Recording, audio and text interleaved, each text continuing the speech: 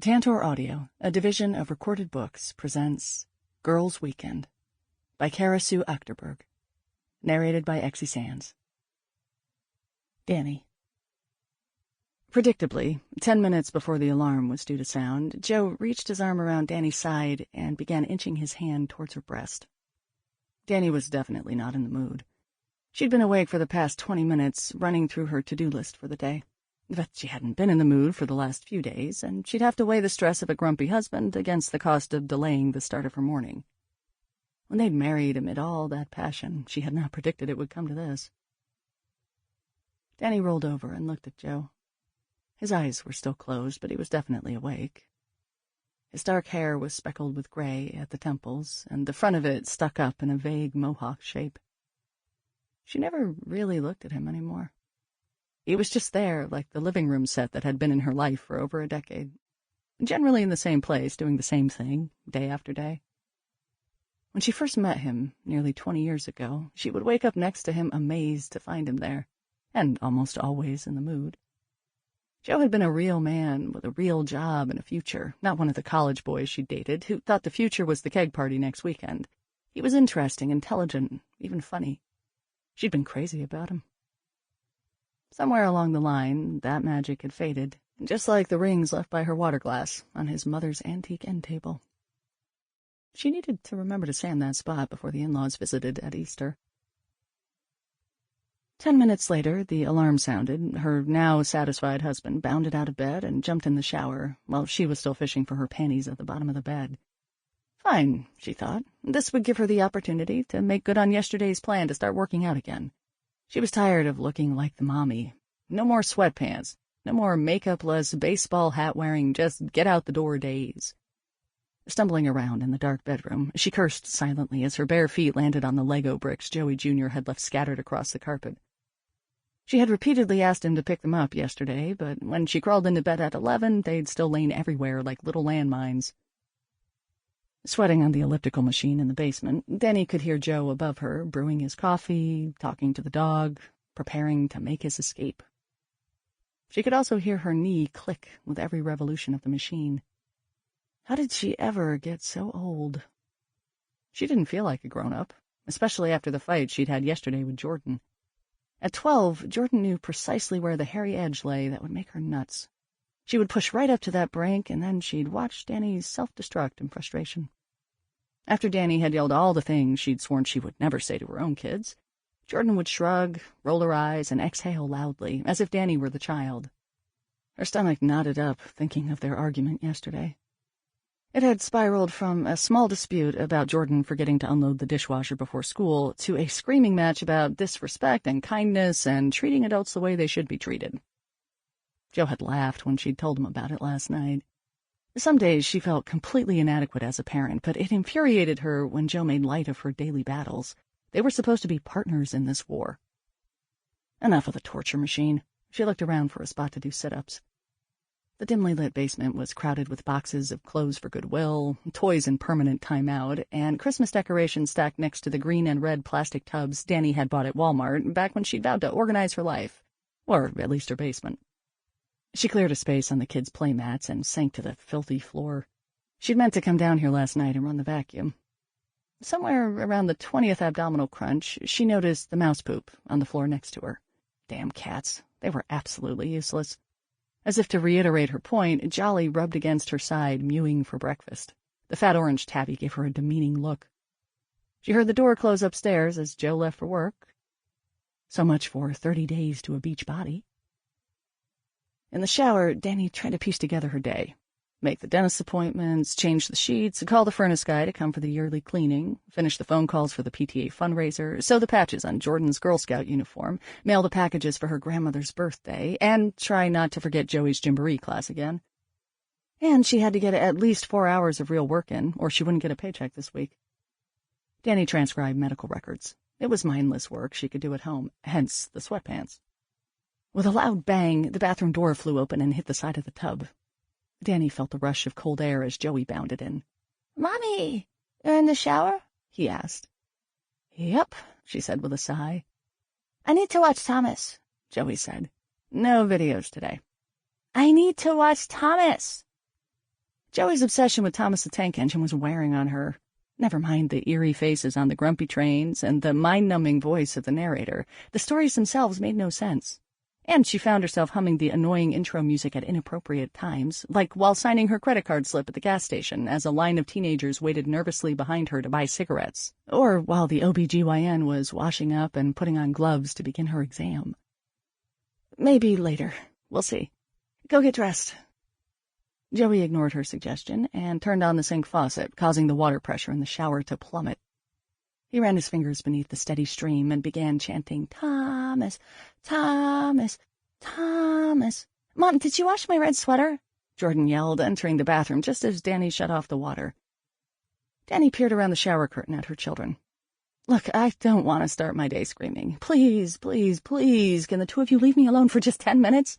I have to have my red sweater. It's Spirit Day. Everybody else will be wearing red, and I don't own anything else red," explained Jordan, not budging from the sink. "I need to watch Thomas," Joey yelled with as much melodramatic angst as a 4-year-old could muster.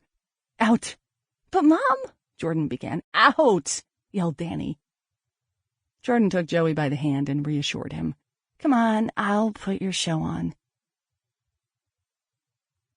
Later, with Joey comatose in front of the DVD of his favorite anamorphic metal friends, Dani finally sat down with her coffee and the week's work. It was impossible to escape the insistent blare of Joey's show in their tiny old house, and Dani struggled to focus on the doctor's scribbling notes. There was talk of going to all laptops for notes, and that might spell the end of this cushy, if boring, job. What would she do then? She'd never finished college, dropping out when she met and married Joe. Not much call for a half-finished art major with plenty of typing experience. The phone rang. Dani stared at the receiver. She shouldn't answer. She was finally getting some work done. She sighed. It might be the school. "Hello?" "Hello yourself." "I suck as a mother." Charlotte laughed. DVDs won't kill him. 20 a day might make him brain dead, though. It was good to hear Charlotte's voice. Somebody who didn't demand anything but friendship and the occasional home-baked cookies. Having only one child and working out of her home, Charlotte was also more available for impromptu coffee dates or a quick consultation when Dani couldn't make up her mind about any number of issues. What to wear, what to cook for dinner, what to say to her mother-in-law when she called with her latest invitation. Just last week, she'd called Charlotte in a panic because she couldn't find Joey. She sent him to get ready for his gymboree class and went to put another load of laundry in the dryer. When she looked for him, he was gone. After 5 minutes of yelling and threats hadn't produced him, she'd panicked. Charlotte had talked her down from her mental ledge and hadn't even laughed when Dani spotted Joey hiding in the car, dressed and ready for the gymboree class they were now too late to attend. "What do you think about a girls' weekend?" asked Charlotte. "I think you're crazy." "No, I mean it. We should go away for a weekend. We could invite Meg, too." "I can't afford it. Besides, where would we go?" "Sweet Beach. It's only 90 minutes away, far enough that we're really away, but not so far away that we'll waste a weekend getting there. There are tons of vacation houses for rent there. It's the off-season. I'll find something reasonable. I can spot you if necessary." "I have no time. Who would take care of the kids?" "Hello, you do have a husband. Remember him?" Dani laughed. Why couldn't she go away? Joe traveled for work on occasion and thought nothing of leaving her with the kids. Last month he'd had that conference in Orlando, and she'd been stuck home with sick kids and a foot of snow. Time alone with them might be good for him. Meg will never go. Going away for the weekend might be the best thing for Meg. Maybe, but she doesn't go anywhere anymore, which is precisely why she should come. I don't know, Charlotte, it might be too soon. Too soon? It's been almost 2 years. Look, I'm not trying to be mean. I just think it's time she moves on, or at least does something for herself for a change. I'll ask her. Does that mean you'll go? Sure, I'll go. I'll call the realtor today. Let me find out Joe's schedule first. I do need to get away from here. My kids are making me into such an awful person. That's their job. I'll work on the place, you work on a weekend. You're serious about this? What does Brett think? He doesn't know yet, but Will is leaving for Spain in a few weeks, so he won't care too much about my whereabouts. Will was Charlotte's 13-year-old son, who was the most balanced and mature 13-year-old Dani had ever met. Joey followed him around like a shadow, and Will spent hours with him playing Legos, army men, even watching the wretched Thomas DVDs. She could only hope Joey would turn out like Will, but doubted there was much chance of that. Will had two parents devoted to his every moment. Dani rarely admitted that they hadn't planned on a second child. Joey's birth had added a stress to her life that she only acknowledged after several glasses of wine. His birth had meant she couldn't go back to school, couldn't get a real job, and 4 years later couldn't lose the baby weight. He was a fun kid, but there was no end to his energy, and lately Dani gave in to his demands for DVDs just to pacify him. Lucky for them all, Joey thrived on neglect. I'll talk to Joe and figure out a weekend that would work. God, it would be great to get away. I don't know if I would come back. I've got to get back to work. I've got a client breathing down my neck. Hang in there, babe, and don't let him get to you. Let me know what Meg says. Charlotte. Charlotte sifted through the carpet samples. She chose a smoky chocolate color and turned to the paint chips. She wondered about the young entrepreneur whose office she was designing. He was handsome and loaded. His name had just turned up on the list of the most eligible bachelors being auctioned off for a local charity fundraiser. She'd have to be sure to get a ticket. Maybe she'd take Dani instead of Brett. Charlotte and Brett had been married for 17 years. When they started out, she never imagined they would be where they are now. They had a beautiful house, 2 successful businesses, and an amazing child who was proof positive that parenting was as much luck as know-how. How Will had turned out to be such a nice kid despite her neurotic tendencies was still a mystery to Charlotte. Brett was a great dad. He spent hours with Will, not because he had to, but because he actually enjoyed being with him. On summer nights, they would throw a frisbee or a football until darkness chased them indoors. They spent hours in Brett's woodshop designing, building, fixing, but mostly talking. Charlotte would hear the low murmur of their voices until late in the night. She envied Brett's easy rapport with Will. She loved her son so much it hurt sometimes, but she was startled by how uncomfortable she could be with him. Many times she would watch him and feel awed by the sheer wonder of him. Somehow all the best genes in both of them pooled together to produce Will. He had Brett's easy confidence and Charlotte's charm, Brett's calm happiness and Charlotte's sense of adventure. By some means, he had missed getting Charlotte's insecurities or Brett's lack of initiative. Will would be leaving this spring for 3 months in Spain through an exchange program at his school. St. Tim's was a private Catholic school with a bigger emphasis on private than Catholic. The exchange would be reversed in the fall when the child from the Spanish host family would come and stay with them. Lucky for Charlotte, this visiting child would speak English. Although she'd had 3 years of Spanish in high school and 2 in college, she couldn't say much other than "¿Cómo se llama usted?" And just how many times could she ask the poor child his name? Charlotte wondered if things might be different without Will at home. Somehow they'd become that couple she never wanted to be. Recently they'd gone out to dinner, and Charlotte had laid a ground rule. No talking about Will, okay? Why not?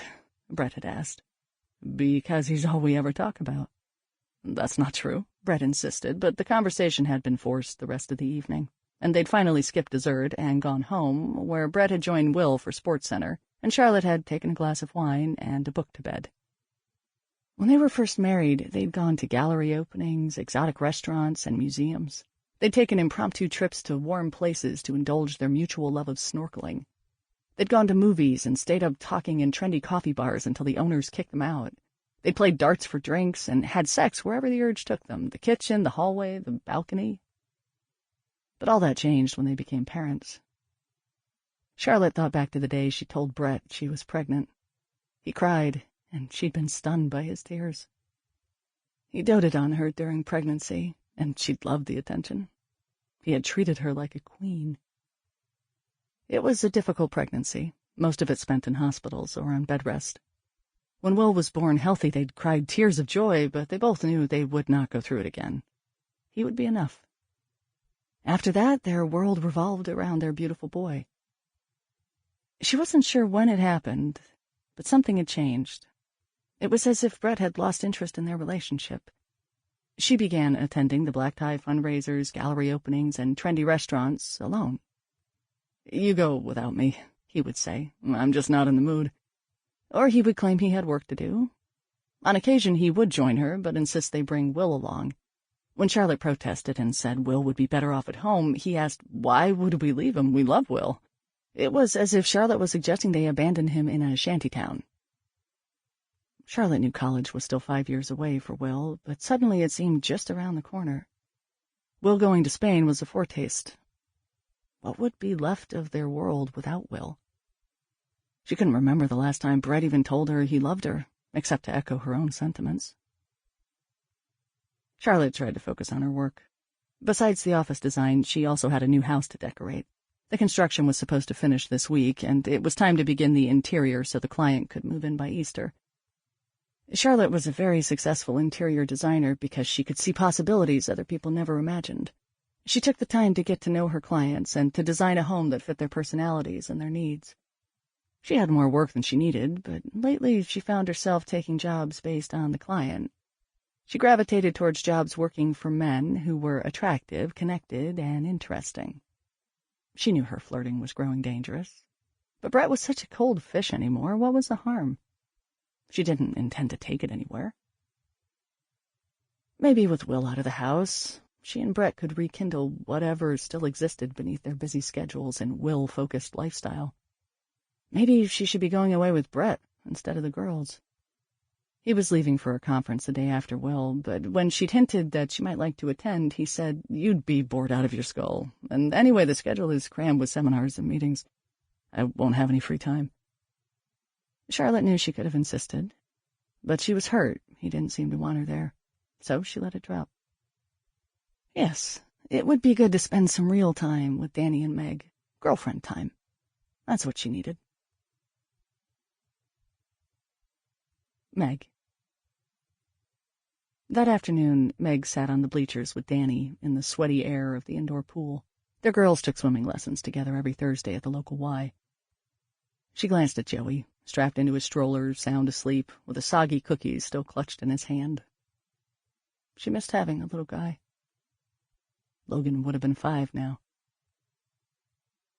She shook her head and squeezed Timmy's shoulder. He sat beside her, eyes glued to an iPod. Timmy was 7 and needed her less and less. She knew she babied him.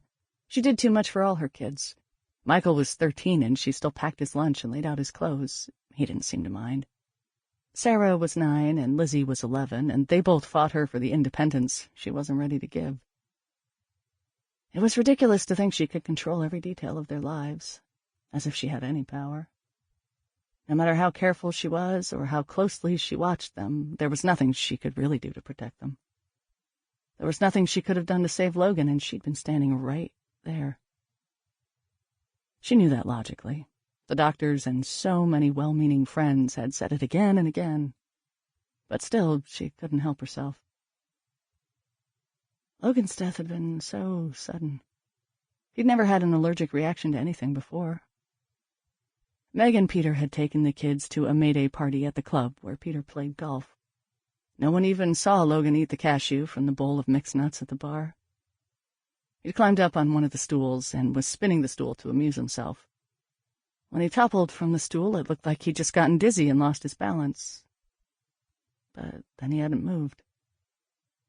It was like watching a horror movie in slow motion. Logan turned blue. The bartender hopped over the bar and started CPR, to no avail. It wasn't his heart that stopped. It was his airway that had closed.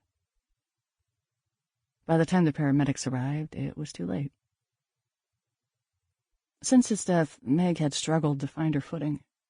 She propelled herself forward even when she thought she couldn't take one more step, toting the kids everywhere, volunteering at school, getting them to Girl Scouts and swim lessons. They even took the kids to Disney World last year. But beneath her makeup, she knew the circles under her eyes contrasted with her pale, pasty skin. She'd never been thin, but she'd gained so much weight she'd begun wearing some of her maternity clothes. She just couldn't get herself to the gym. Peter suggested she might want to take up tennis. It was his not-so-subtle hint that her weight bothered him. Meg could hear Dani chatting away about some teacher that was giving Jordan a hard time. She watched Michael, where he sat on a different set of bleachers, diligently working on his homework. At 13, he was in the throes of the uglies, as Charlotte had called them, when they'd commiserated about their 13-year-old boys. Pimples dotted his face, his greasy hair was rarely combed, and he was as awkward as a baby giraffe. He always looked like he'd rather be somewhere else. "I can't think with all the heat and noise," he said, gathering up his books and taking them out into the hall. "Charlotte called me this morning with this wild idea," Meg heard Dani say. "Does she want to do your living room over in purple zebra stripes?" asked Meg, never taking her eyes off of Sarah, who was a weak but determined swimmer. "She wants us to go away for a girls' weekend in Sweet Beach next month, just the three of us. You, me, and her. What do you think?" Meg turned to look at Dani. She frowned. "I don't think it's possible." "Why not? It'd be great. We all need to get away." Meg shook her head and turned back to watch Sarah. "You'd really go away and leave your kids?" "Sure. Joe can handle 2 days. The kids will survive. Peter can handle it, too." "Peter can so not handle it," said Meg. "Peter manages lots of people and millions of dollars at work. Surely he can handle 4 kids for 2 days. Besides, I'm sure you'd leave him with 12 pages of instructions and every meal prepackaged in Ziploc baggies." Meg cheered as Sarah jumped off the swimmer's block and swam out to the instructor, who handed her a kickboard and sent her on her way up the lane. She sat back down and turned to Dani. "I wouldn't leave all the food in baggies." "I was kidding." "What did Joe say when you told him?" "I haven't asked him yet. I'm sure he'll grumble and try to make me feel guilty, but he'll do it." "I'll think about it," said Meg, reaching over to take the soggy cookie from Joey's fingers and absently putting it in her mouth. "Really?" asked Dani.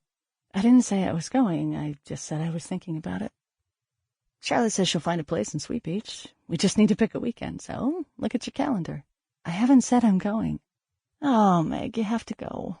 It'll be great. Just think, we can sleep in as late as we want and not have to share our bed with anybody with cold feet or wet jammies." "I'll think about it. It's not that easy for me to just up and leave. It's only a weekend. They can handle it."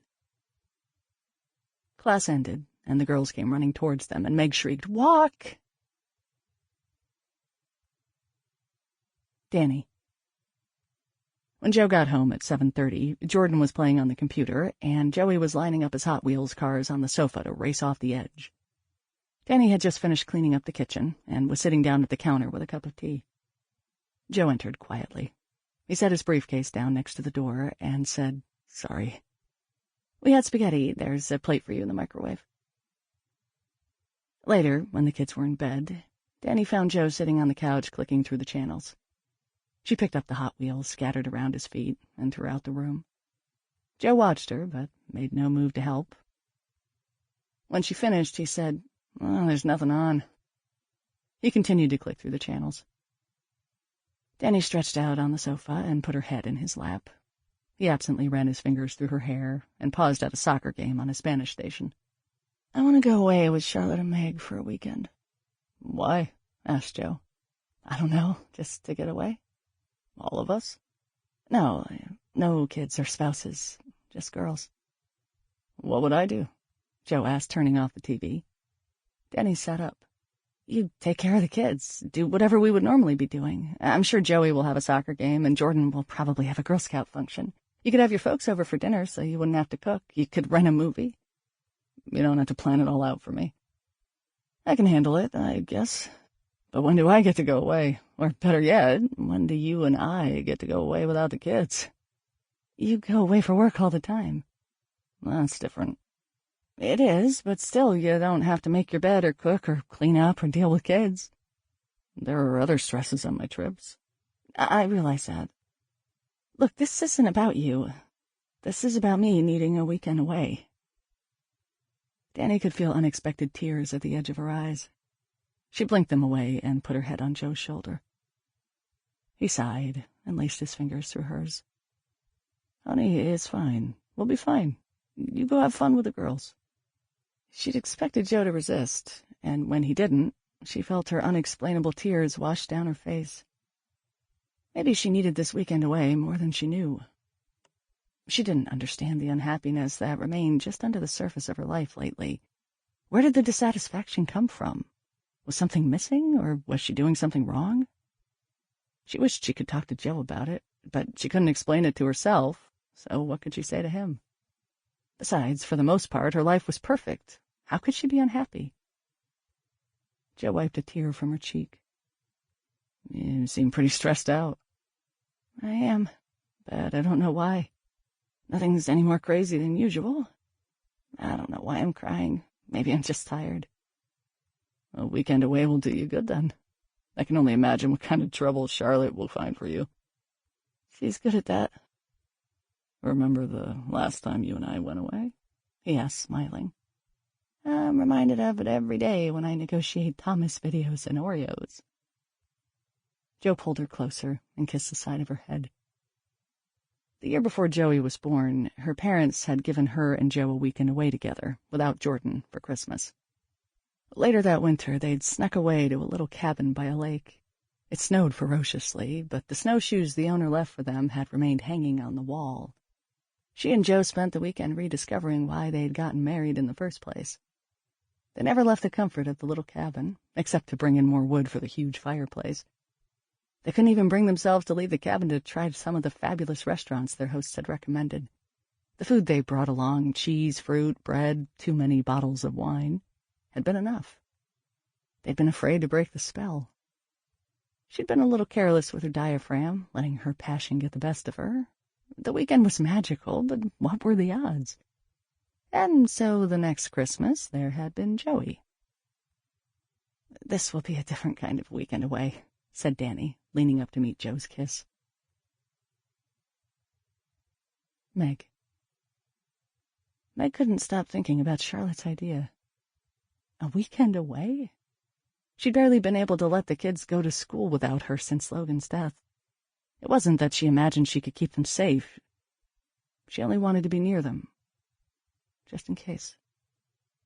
When she couldn't find an excuse to be at their school volunteering, she busied herself at home, cleaning, cooking, preparing. As long as she was moving, she didn't have time to think about how much she missed her baby boy. She didn't have to crave his skin, his laugh. She didn't have to imagine his last moments, what he thought, how he hurt, or how she could do nothing to help him. It had been almost 2 years since Logan's death, and it still felt fresh. She still had to remind herself that he was gone every morning when she woke up. The rest of the family seemed to have recovered. Peter threw himself into his work and his golf game. He was rarely home, and when he was, he never talked about Logan. The other day, when Timmy was playing with the toy cars they'd given Logan for his 3rd birthday, she commented on how much Logan had loved those cars. Timmy said, "These are my cars, Mommy." The girls hardly mentioned him anymore. She worried they were forgetting him. Not Meg. Logan's death followed her everywhere she went. It felt like an invisible cloak that only she could see. Wasn't there a cloak like that in Harry Potter? Jordan would know. No, the cloak wasn't invisible. It made you invisible. That might be nice. She'd done her best to push the pain aside, to keep it hidden from even herself. When images of Logan's still body lying on the floor at the club filled her mind, she would turn up the music on her iPod and begin making lists. She made lists for shopping, cleaning, and vacations. She listed ideas for Christmas presents, teacher gifts, and birthday parties. Anything to keep her mind busy. When there was nothing to list, she worked on crossword puzzles, painstakingly researching clues, consulting crossword dictionaries online, even emailing strangers when all else failed. She'd contacted the president of the Shirley Temple fan club to find out which Beatles album had a picture of Temple on it. She was working her way through every puzzle in the book Peter had bought her, 1001 beyond challenging crossword puzzles. The idea of leaving for a weekend to do nothing terrified Meg. Peter would veto the idea anyway. She was sure of that. She wouldn't have to make excuses. He was her built-in excuse. He was the reason she'd quit the book club. Peter has a standing conference call that night, and it's just gotten too hard to find a sitter. He was the reason she'd stepped down from evening PTA commitments. Peter's work has gotten so busy, I can never be certain which nights he'll be home. She even used him on the kids. No, Lizzie, sorry. Your father doesn't think ski club is a good idea this year. Sorry, Sarah, no sleepover at Michaela's. Daddy's going to be home tonight, and he wants us to have a nice meal together and watch a movie. Peter didn't know, and probably wouldn't care that Meg used him this way. But it wasn't as if Meg was making it up. Peter was absent more than he was Sample complete. Ready to continue?